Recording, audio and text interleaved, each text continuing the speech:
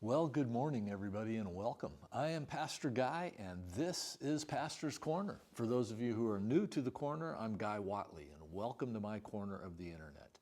It's a place we get together once a week to encourage the believer on how to be in the world, but not of the world. If you like what you hear, follow us on Facebook and YouTube. We live stream our Sunday morning services at 10:30 Pacific time, and we welcome you to tune in there as well. So welcome, we're glad you're here, and we're going to go ahead and get started. Last week I talked about a lawsuit that had came out in favor of a young woman who was surgically altered by a group of adults who convinced her that she was a he, and that surgery would complete the process and she would be forever happy. Well, that didn't happen, and she decided she was a she, only now she didn't have any breasts, and she sued and won. There are several, over 20, 25, 27 lawsuits right now pending in courts with the same kind of thing. You might think, well, that's wonderful, and it is, but there have been thousands of these surgeries in America in the last decade. And that's horrific, and most of you probably didn't even know that. But something has happened, probably in light because of this jury verdict. Two organizations, the American Medical Association, which has historically supported what they call gender-affirming care. In other words, the mutilation of kids, adults, whoever. They have pushed it, they have supported it, they are all about it. Well, recently, in the past week, they have come out. By the way, in 2023, they reaffirmed their support for these surgeries. But they have a new policy statement that has come out, and it says surgical interventions in minors should be generally deferred to adulthood. They claim that this is based directly on the limited research on risks and benefits.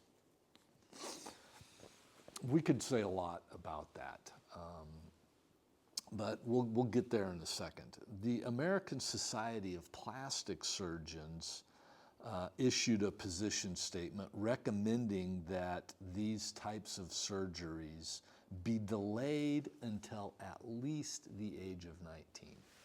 So two things about both of these organizations. Neither one of them have said this is ridiculous. You mutilate somebody, they are still the biological sex that they are born in. All they are is wearing a costume that cannot be changed. They're not saying that, so they're not against it.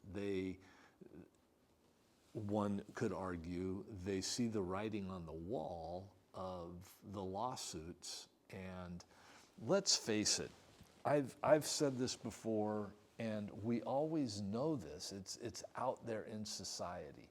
When you see corruption, when you see greed, when you see things going on that don't seem right, follow the money. That's what it's always about. That's what it's always been about. That's what, Scripture warns us. The love of money, right, is the root of what? All kinds of evil. The love of money. This has always been about the money. It's not about caring for individuals, worried about suicide rates, and trying to halt them. That's all the window dressing. It's about cash. It's about money. It's about bringing in billions of dollars into hospital organizations. And so we need to recognize that their belief, their attitude has not changed They just want to delay it. Now, there are several studies out. None of them have been done in America. They're all done in Europe that throw cold water on the mutilation of children. And they don't allow it in Europe. Now, they still support the surgeries for adults with the attitude, we'll let adults do what adults want to do. Yeah, as long as they pay cash, right? It's all about the money. So Europe can be held up and saying, well, they're not even doing this to kids. No, they're not. But that doesn't mean that they still are drinking the Kool-Aid. They still, at least support these things. So as we look at these issues playing out in front of us, for believers, for me, I'm very skeptical. I think it's all about the money and the fear and the lawsuits and reputation. All of these things. I don't think that the AMA or the Surgical Society, American Society of Plastic Surgeons, gives a rip about any of the kids. That's just, it seems evident to me how you could argue otherwise. It's kind of like, had Donald Trump not been elected president, all these DEI things would still be going on full force, right? People haven't backed down from what they believe. They just are altering because of political climate. And in fact, part of the way we know this is that the AMA, the American Medical, and I would put that in quotes because I don't believe hardly anything that comes out of their mouth anymore. They still affirm puberty blockers and cross-sex hormones for children that you are giving them drugs that are gonna, we all know their minds aren't developed, and kids do stupid stuff. Raise your hand if you did stupid stuff when you were a kid. Everybody does. And they think stupid things, and we think wrong things. You don't give them a drug that will alter them permanently based on the little information that a child has. It's ridiculous. But the AMA still supports that. They're hacks, they're thieves, it's sad. It really is sad. It makes you almost want to ask, before you have a shoulder surgery or some sort of a surgery, you ask, have you ever performed this type of surgery on a child? Do you believe in mutilating children for cash? Just to find out who's operating on you. Terrible times, terrible. But let's get to the Bible. Romans chapter 1, is a place that we go to when we look at society. And in Romans chapter 1, the Apostle Paul is writing, and he has this to say about the depravity of man, I guess. He says, "For although they knew God, they did not honor him as God or give thanks to him. But they became futile in their thinking, and their foolish hearts were darkened." They went down a path. America has been going down a path from acknowledging that there is a creator God. Our founding fathers acknowledged that. And we've been going down this path to where now their hearts are darkened.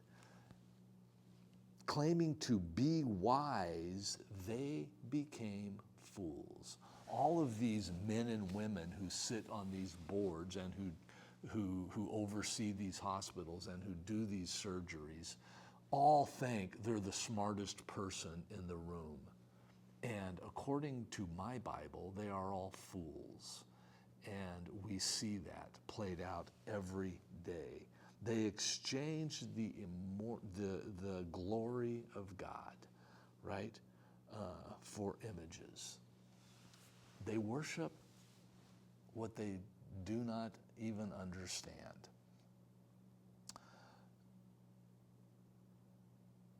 Three times Scripture tells us that God gave them up. He gave them up. He walked away from them. He said, I'm done with you. Their internal logic, their error, was allowed to play out to its inevitable end. Now, one might argue that, well, maybe the American Medical Association, it's played out, and they're at the end. They see the damage and the danger this is to children. I find that very hard to believe, that any of them have seen that. What they have seen is the writing on the wall that the American people and juries are ready to take their money, are ready to try to compensate these mutilated kids, and that scares them. So it's time to change, because what happens is if the AMA says, you probably shouldn't do these, and you continue to do them, well, when you end up in court, and you're not going to have the AMA backing you anymore. You can't point to it and say, well, the AMA says, because, they're the god of medicine, right? And so it does carry a lot of weight. And so that's a wonderful thing. But don't for a minute think that they've changed. Don't for a minute think that sound judgment in the medical community is asserting itself. They haven't embraced the Creator's design by any stretch of the imagination, and to think that your biology is your biology, and no amount of drugs or surgery is going to change that. We can have gratitude. We should be thankful. There are estimates that there are over 300,000 kids in America that identify as the opposite gender. Outside of social pathogen, where it's kind of like the anorexia of my youth, it just spread through schools, because this girl was doing it, then this girl was doing it, then this girl, and that's the same thing with the gender thing. And they grow out of it. They grow up. They decide, oh, that was stupid. And so these things happened. But that being said, only 27 states have banned these procedures. And so that leaves plenty of states for girls to go to and receive this kind of surgery, like the wonderful state of Oregon. In fact, any state on the West Coast will welcome you. California will pay your way to California to get it done. So the battle isn't over. Is there room for celebration? Yeah, maybe a hiccup or two. But the days are evil. The times are evil. Satan and his demons are active and doing all that they can to destroy humans. They hate all of us. We were created in the image of God. They hate us. They hate the unbeliever as much as the believer, and will do anything to destroy God's creation. That's the battle, and it is not over.